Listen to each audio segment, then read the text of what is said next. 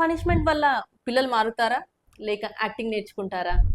ఒక క్వెషన్ అడుగుతాను. మీ పిల్లలు ఏదైనా తప్పు చేస్తే మీరు పనిష్మెంట్ ఇస్తున్నారా? ఫోన్ తీసి ఫోన్ తీస్తున్నారా? టీవీ బ్యాన్ చేస్తున్నారా? లేక వాళ్ళని కొడుతున్నారా? తిడుతున్నారా? ఇలాంటప్పుడు చాలా మంది పేరెంట్స్ ఏమంటారంటే పనిష్మెంట్ లేకపోతే పిల్లలు మారరు.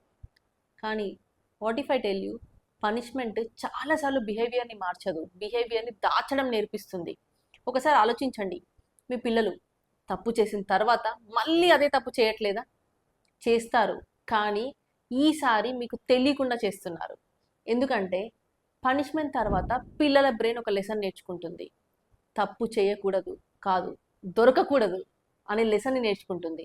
సో ఇలాంటి సిచ్యువేషన్లో పేరెంట్స్ ఏం చేయాలంటే, మీరు మిస్టేక్ని అవాయిడ్ చేయాలి. ఎలా పనిష్ చేయాలి అని ఆలోచించడం మానేయాలి.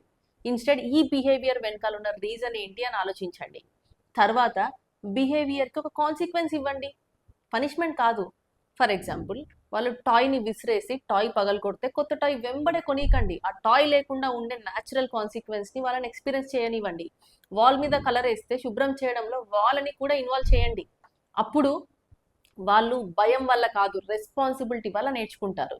గుర్తుపెట్టుకోండి, మన గోల్ ఏంటి? పిల్లల్ని మనకు భయపడి మారడం కాదు, వాళ్ళు తమ బిహేవియర్కి రెస్పాన్సిబిలిటీ తీసుకోవడం నేర్చుకోవాలి.